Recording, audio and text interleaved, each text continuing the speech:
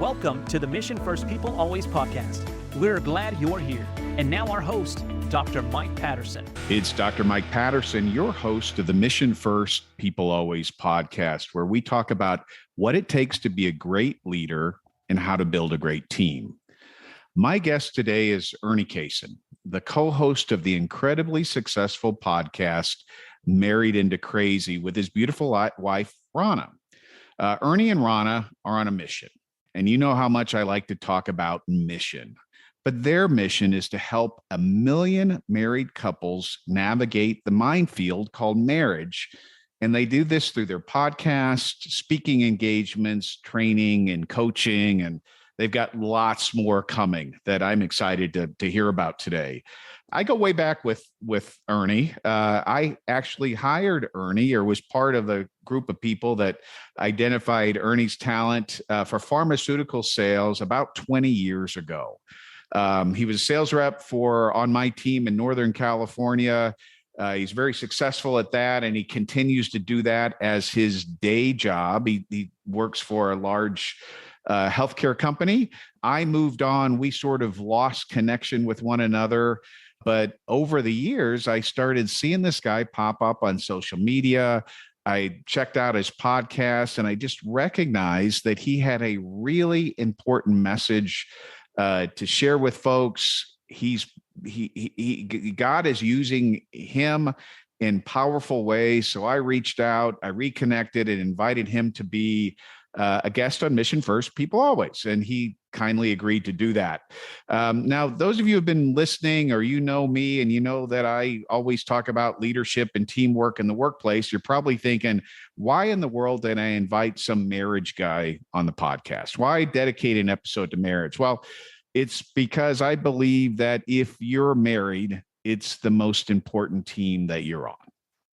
And it's the most important mission that we all have if we're married, to get marriage right, to dedicate ourselves to it, to get it to work. So Ernie Cason, you're the man who's going to help us with this today. So welcome to Mission First People Always podcast. Well, it's a pleasure, and I'm honored that you reached out. I'm excited. When I told my wife that Dr. Mike Patterson reached out to me, she's like, "Isn't that the guy that hired you?" And so she remembers you as well. So I feel immensely blessed and honored to be here today. Well, I'm glad to have you, Ernie. You've got an incredible story to tell. And what I think is interesting here is I didn't know your story when I hired you, but it's a powerful story. It's a great testimony. And it occurred, even the big dramatic part of your story, I think, occurred even before you were married. So just launch us into our conversation today by sharing that testimony and the crazy story that started this whole crazy approach to marriage thing. Tell us about that. It is pretty amazing, and thanks. And I love sharing the story because it is exactly what you called it, a testimony. Prior to my wife and I coming together and getting married, we were both, as like everyone else, single individuals, and had no interest in getting involved in a relationship. She was coming out of she had been, I guess, she had walked away from a bad relationship, and I was getting out of the military, going to school, and I didn't have any room for a relationship. And we had friends, mutual friends, that kept trying to put us together. So she threw my telephone number away several times. I likewise threw her number away several times, just because that wasn't on our radar. Well, they tricked us into meeting each other at her corporate program, or Christmas program. And I immediately fell in love with her, and she proceeded to tell everyone that I was a nerd and there's no way in the world she would have ever been interested in me, and she can't figure out why they thought we were a match. Long story short, 3 months later, we were engaged, and unfortunately, she had that estranged individual, this ex-boyfriend, that would pop up every now and then and was borderline, well, she thought dangerous. And I never got involved with it because she said that she always had it under control, and this guy would just show up and then disappear. Well, she tried getting a restraining order, never got it because there was no history of violence. And we got engaged. And once he found out we got engaged, he attacked her in her home while I was there. And in order to protect her, I stepped in between. He and I began to fight. We went back and forth. Long story short, I ended up getting stabbed through the heart. He had a serrated steak knife with him. And yes, I did say through the heart. So there were two operations. The first one was a life-saving procedure. So they had to go in, crack my chest open, and perform open heart surgery in order to save me. But while I was in the ICU in recovery, there was a very astute nurse that didn't like the way I was presenting and went actually above the head of the attending cardiologist because he said it was consistent with trauma that he had just told a group of students in front of me that he had never seen before. So she challenged him and said, how can it be consistent with something you've never seen before? She went to the chief of cardiology for the hospital group that I was in, and they ran a series of tests, and that's when they realized the knife had gone all the way through, and there was a shunt or a hole on the backside of my heart. If you've ever taken a balloon with one of those little pinpricks and stuck it underwater, and you would see the air shooting out underwater, that's what my heart looked like under the when they were doing their test, and the dye was shooting out the back of my heart. So I had to undergo a second surgery, and this is how good God is. When I had to undergo the second open heart surgery to fix the shunt on the backside of my heart, it just so happened that the number 2 rated cardiothoracic surgeon in the world happened to be less than 20 minutes away from my doorstep. And he accepted the case, and his name is Dr. Slackman, and I love saying his name. He went in, did his work, and that was 26 years ago. We've led a phenomenal life. We've had some ups and downs like everyone else, but that's where it began. That's when our life really took the turn for crazy. So when I was interviewing you, you know, that's a story that did not come up. Why were you hesitant to share it? And then later you've told me that it's just something you didn't talk a lot about early on. And now you share that testimony freely. And by the way, that is just an insane story. Crazy ex-boyfriend comes to the door and you jump in between him and your fiance, you get stabbed. Oh my goodness, that's insane. But why didn't you tell the story early on? Why were you hesitant? Well, you know, there's a lot of taboo involved with corporate America. And when you're building a team, a lot of times you're looking for the things that are relevant, that pertain to the job. And I wasn't as confident in our story. And quite honestly, when you're talking about the blending of faith and your deals on a personal level like that, it didn't seem like it had a place in our conversation when I was interviewing to become part of your team. I think a lot of that has changed over the course of the last several years, where there is now a blur between your personal life and what makes you successful in so many different avenues. And I think through maturity, I freely share it. And I didn't recognize at the time that it was a testimony. Back then, it was a story. It wasn't a testimony. I didn't know the difference between the two. I've never felt closer to God than I did in those moments and in that time period, but I wasn't quite there from a confidence standpoint. You know, think about Moses being given his mission, and he's like, oh, but I stutter, you know, and he had Aaron there to help him. And for me, it was one of those things where I just didn't recognize the power of what it was and what the source of my strength is. We talk about resources. You know, I believe we're all a resource of the true source, which is God.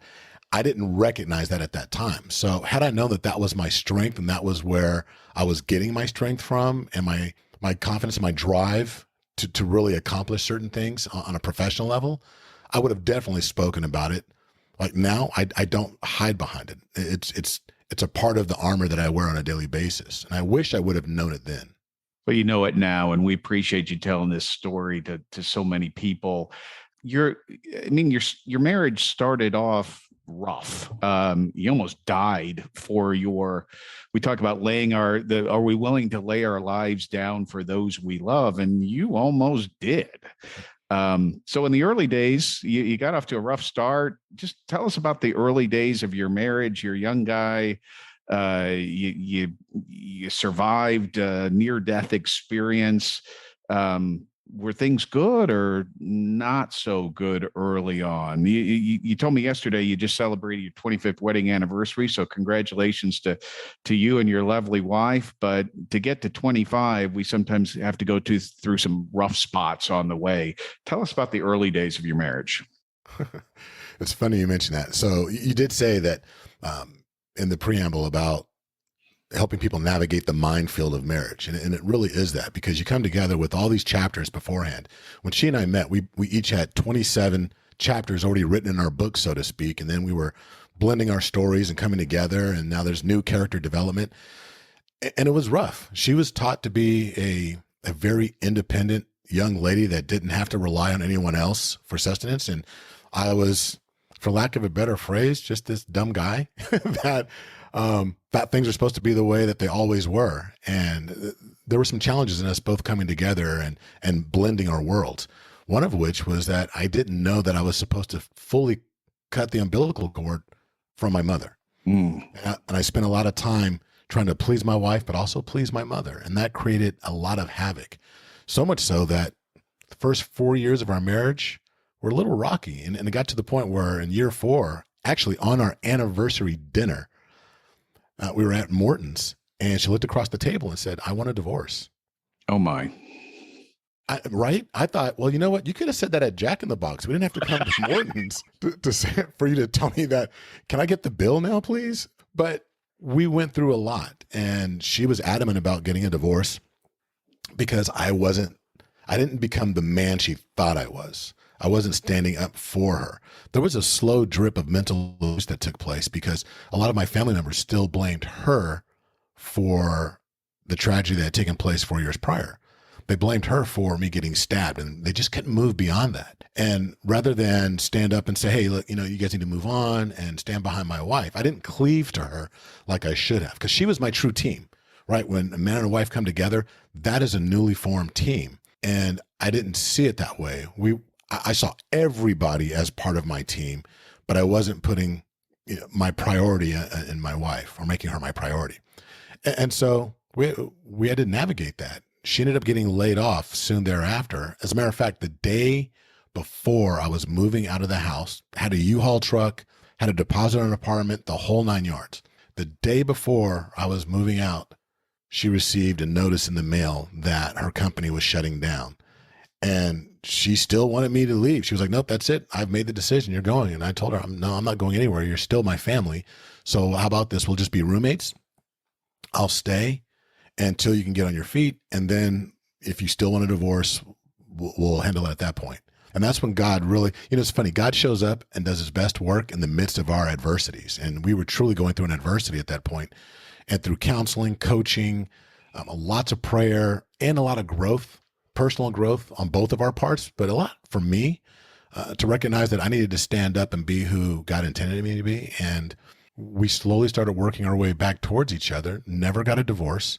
We had to start dating each other again and having conversations. It's funny, even though we lived together in our home with children, we had 2 children at that point, and we were meeting for lunch. We didn't talk a lot at home, but we would meet for lunch.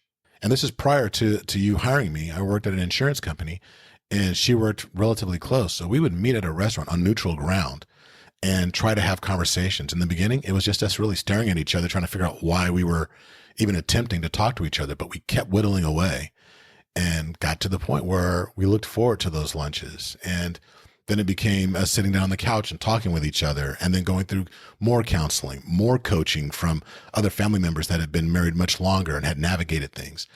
And we just found our way back to each other. And we recognized that in that growth process, that we needed to make each other a priority, that we were the center of the universe. They teach us in school that it's a heliocentric universe and the sun's at the center. Well, it dawned on us that for our marriage, we had to be at the center of the universe, and everything else was a planet around us, including our children. But we had to focus on us first. And that's when things really turned around, and we were really truly able to grow ourselves as a team and develop what we called Married into Crazy. Wow. I want to talk about Married into Crazy, but first I want to go back and pick up on a word that you used a few minutes ago, and it's kind of an archaic word. It's a word sometimes we hear it at weddings and during the ceremony, and maybe in church we hear this word, but it's this word cleave. We cleave with our wife, and you put it into the context of a team, and I appreciate that. What does it mean to cleave to your wife? I think that's an interesting question. What does that mean? It's funny you bring that up. I had to look that up not that long ago because I've used it forever.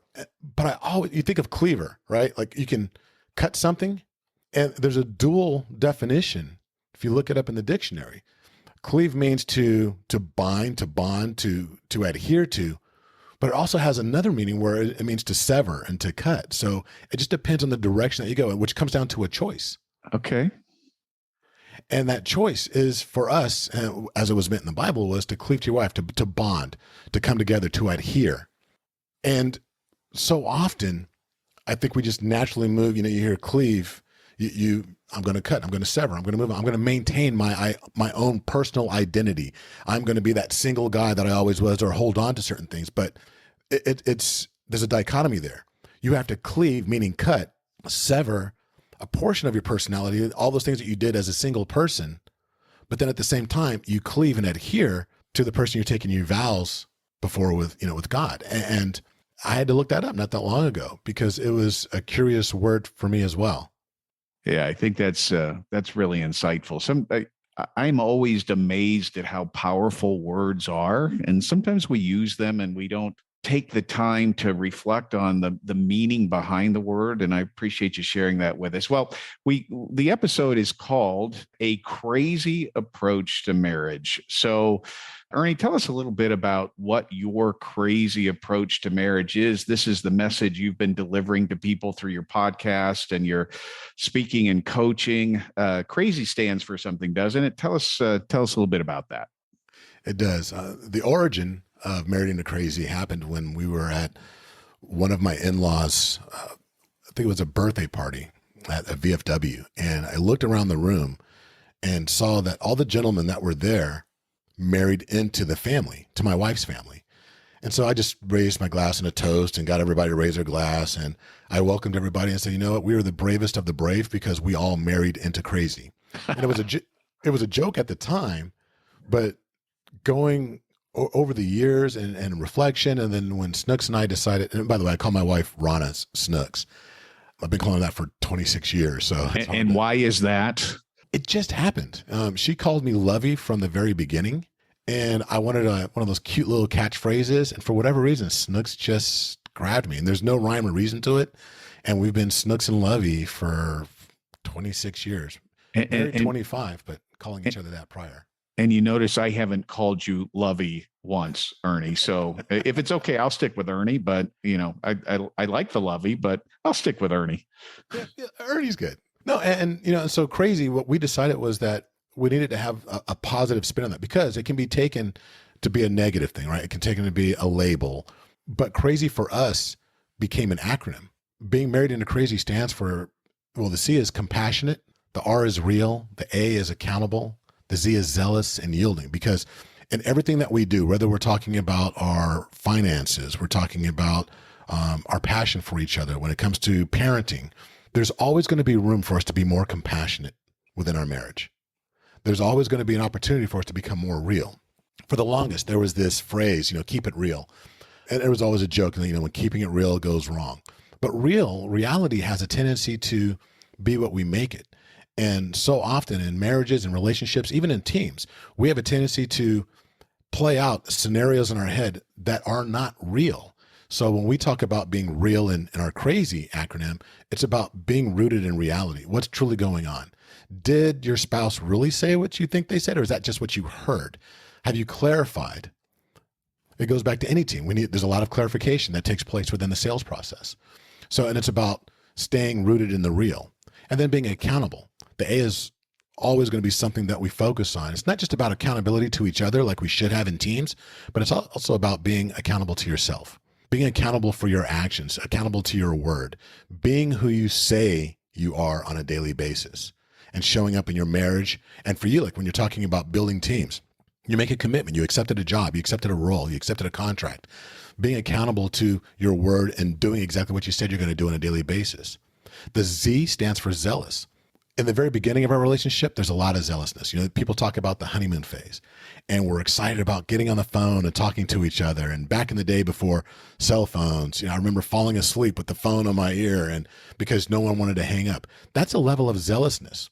But it seems that as we get mature into our relationships, there's sometimes a zealousness for, I want to point out what you did wrong. And we want to have zealousness for the positive, for the joy.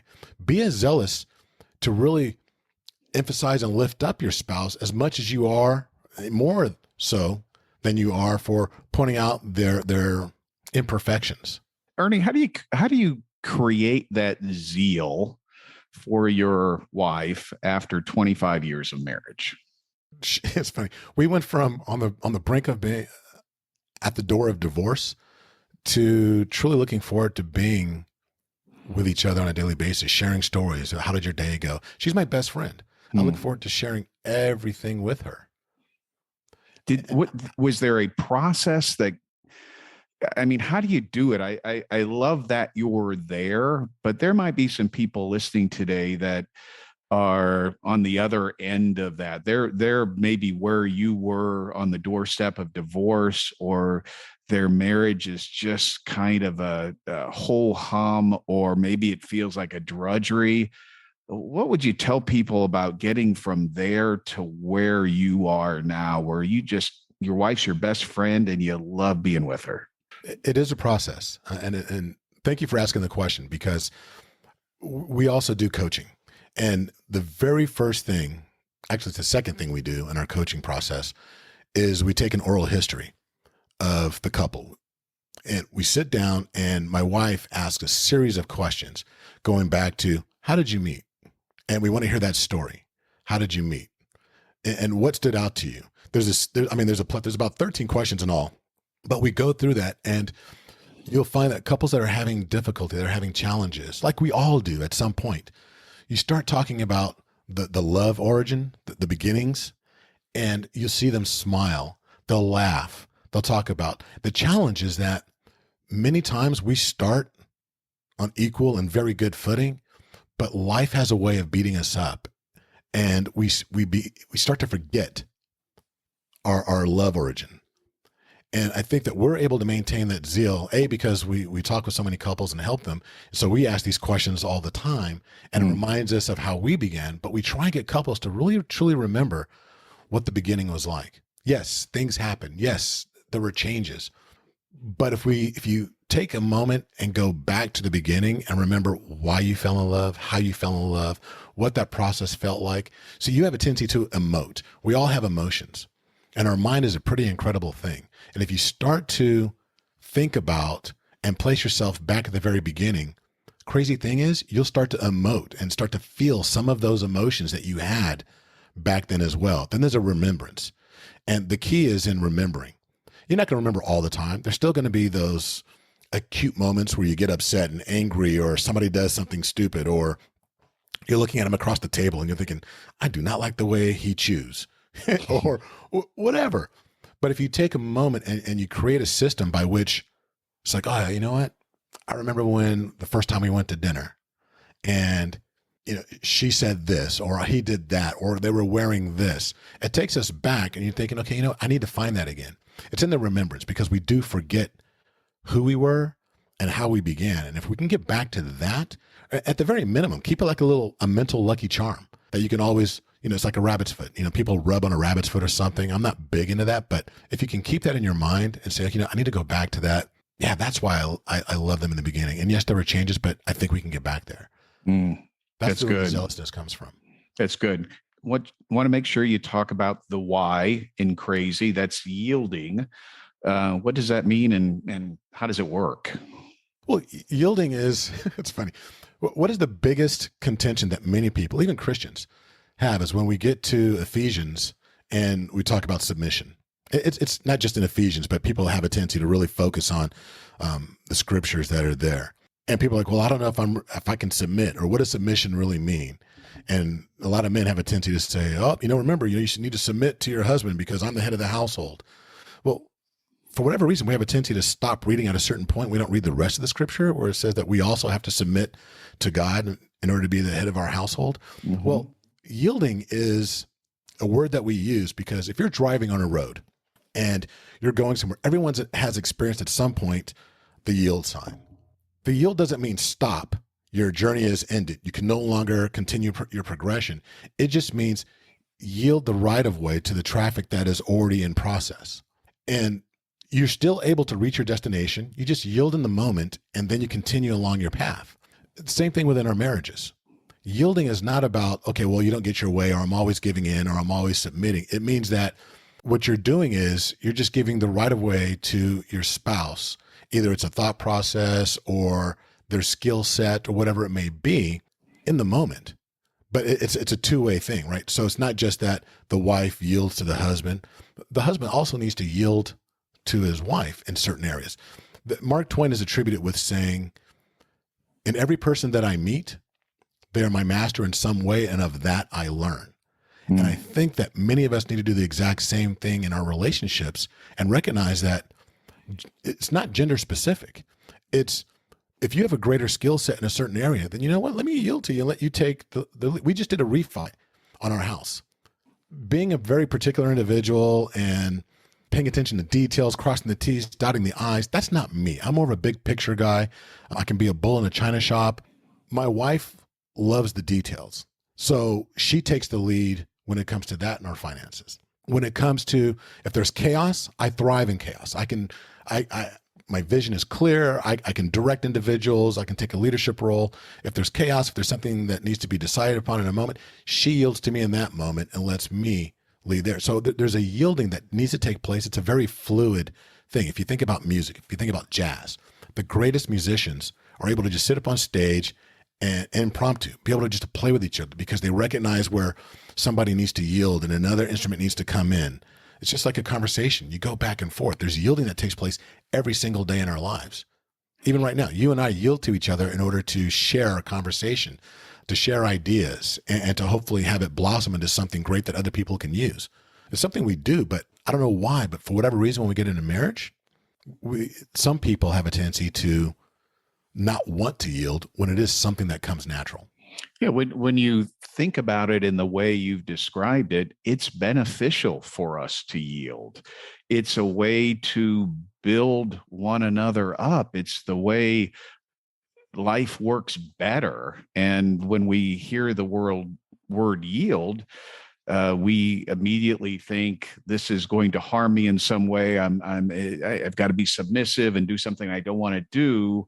But really, it's the way to succeed. It's the way to get better. It's a complementarian approach to life. And if we didn't have people in our lives that built us up and that were able to do things that we couldn't do well, we'd be in big trouble. So yielding is a positive. Absolutely. So, Ernie, what's a big, I mean, you sit down with couples all the time, you speak to groups. What's a common misconception that people have? You know, a couple comes and sits with you, and I know you do a lot of your coaching via Zoom now, but you get online with a couple and they're struggling. What's a big misconception that you discover about that people have about marriage, and you got to help them work through? We had a conversation about this yesterday. We just celebrated our 25-year anniversary, and it's funny. The biggest misconception is if it's meant to be, it shouldn't be this hard. That we shouldn't have to work at it. That as long as we love each other, it should come natural. That things should be easy. And that's just not, no, some things will, but realistically, anything, you know that old saying, anything worth having is going to require work. Same thing when it comes to our marriage. Marriage is a wonderful covenant. It's a beautiful thing, but anything worth having is going to require some sweat equity that goes into it. It's not always going to be easy. Parenting is absolutely amazing, but it's challenging, but it requires work. Going to your job, building a team. I don't care if you're in corporate America or if you're an entrepreneur, or if you're working for yourself. The idea, the concept that drives you, that wakes you up, that gives you passion, that lets you get out the door to do what it is that you've been chosen or you've been called to do.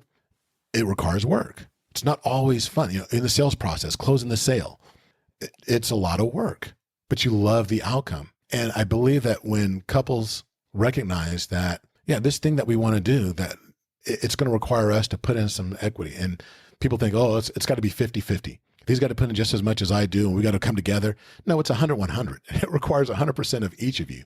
It's not a 50-50. And there's this fallacy of, work-life balance that we're supposed to be. It's an illusion is what it is, that it's all supposed to flow and not have any challenges if you're doing it well.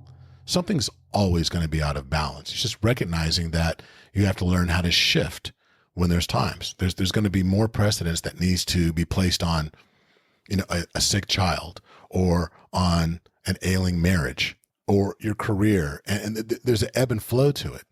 But people think it's supposed to flow easily and be nice. And I don't know. That's the number one thing that comes up regardless of socioeconomic status, race, just so many different areas, but it's transferable to everyone. But I think people, once they recognize that the fairy tales that they think they're supposed to live, like, everything you see in a Disney story or you read in Aesop's fairy tales, there was always a process. They forget that the knight in shining armor had to climb a tower, had to fight a dragon in order to have that happy ending. And they ride off into the sunset. Yes, she had to kiss a frog, but there was a process that you had to go through in order to get to that point, to find your prince or to find your princess and to live happily ever after. And I think happily ever after is something that is meant to be developed and seen on a daily basis. It's not a destination you get to and you stay there. It's something you work towards every single day. One of the things I often say in the context of leadership or building teams is that the primary responsibility of any leader or any good teammate is to bring out the best in the people around them. How do you bring out the best in your wife? She might have a different answer. We'll have to have her on it in another episode to get that answer. What's your answer? Be your genuine self. Okay. What's that mean? Well, I think that means that each of you saw something in each other. If you were being your most genuine self, if you were being that authenticity, if you're being authentic in who you are in your core, you're not putting on a mask, you're just being yourself. If you could be the best version of yourself on a daily basis and strive to be a better you, a better Mike Patterson than you were yesterday, not going out of your wheelhouse, not trying to be something you're not. But if something appeals to you or something's tugging at your core, that's a part of you. And if you're being the best version of yourself, that means you're being more authentic every single day. If the better you are at being yourself, I think the better it is that you're going to appeal that much more to your spouse. I know you're really big on doing personality indexes, specifically like SDI, or there's other ones out there like DISC and Enneagrams, what have you. And it's about us learning more about ourselves and learning our preferences and our tendencies, and to a certain extent, why we do the things that we do. The better you get to know yourself and ensure that you're being true to yourself, I think you shine a light, you glow a little bit more to where the person that was attracted to you in the very beginning is going to see that much more of you as long as you're being your consistent self. Ernie, you've given us a lot of good advice, and we're just a couple of guys talking. You celebrated your 25th wedding anniversary yesterday, 25 years of marriage. I celebrated my 27th wedding anniversary back in the middle of December. So we're a couple of guys who are working through this journey of marriage. There's probably some other guys listening to us right now. Let's talk to the guys for just a minute. Give the guy who's listening to this podcast one piece of advice that they might put into practice this week or later this afternoon. Give us one piece of advice that we can start applying now that will help our marriage get a little better, maybe help us get a little better. You know what? Honestly, they've heard it before. This isn't brand new information, but hopefully it resonates. Just listen. We have a tendency as men, for whatever reason, and some women do it as well, but men mostly have a tendency to want to fix everything. The wife comes home sharing your story the day. She's having a difficult day. And this happened at work, and this person did this, and da-da-da-da. And for whatever reason, at least for me and a lot of the gentlemen that I've worked with in the past, we go into fix-it mode. Like, okay, well, what you need to do is this. blah, blah, blah, blah, blah, A, B, C, D, E, F. And if you do it in this manner in which that's not what they're looking for more times than not. It's just being a sounding board. It's about having somebody to confide in, to just let them know that you're there. I would say listen more and try and fix less. That's good. I think we honor people, and this is in the context of our marriages. This is in the context of our work and with our friends and our work out in our stuff out in the community. Is we're honoring people. We're showing them respect. We're offering them a sense of dignity when we listen to them. When we hear their story, when we give them the chance to express themselves without jumping in and trying to offer advice or fix something, as you just mentioned. So I think marriage, my take on marriage, it's our job is to honor our spouse and to lift them up and to always be respectful. And I think the same applies to life on teams and life as a leader. So Ernie, we've talked and I want to honor our listeners' time. I want to honor your time. Tell folks how they can get in touch with you, what you're up to, what resources you have available for them. How can people connect with you and your work? Well, everything we do on social media is at Married Into Crazy, just as it's spelled. Our website is marriedintocrazy.com. There you can actually go and click on our coaching tab, and you can see what we're about, what we do, how we go about it. And feel free to click that button and schedule a free discovery call. We do a 15 to 30-minute call where we just have a conversation. It's absolutely free.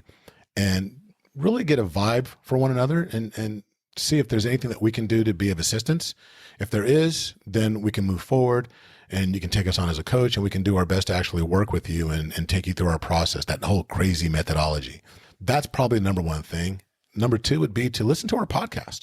We also have a podcast called Married Into Crazy with Snooks and Lovey. It's on every major platform and YouTube. I'm still trying to develop the YouTube aspect of it, but the podcast has been listened to in over 34 different countries. It's a lot of fun. It's a form of ministry to a certain extent, but we laugh, we joke. And when I say ministry, I'm not a perfect Christian. I always joke that, and my wife, I think she agrees, is that had it been back in the day, I would have been the 13th apostle. I would have been several paces behind the other 12, the guy that ran the errands because I may have embarrassed them a few times. I would have been the guy that Peter would have always said, look, could you just calm down a little bit, or lower your voice, or there goes Ernie again. And so we talk from a not perfect standpoint. We just talk as a couple that just shares our experiences. And we occasionally bring on other couples, interesting couples, as well as some content experts when it comes to a variety of different things. We've authors, we've had people that focus on marriage, that try and help us lift the covenant, that we try and expose a lot of our listeners to as well. So those would be the two main things. And we have a few items that'll be coming out in the near future. It's a video series, some training, but everything that we're going to be doing can be found more than likely right there at marriedintocrazy.com.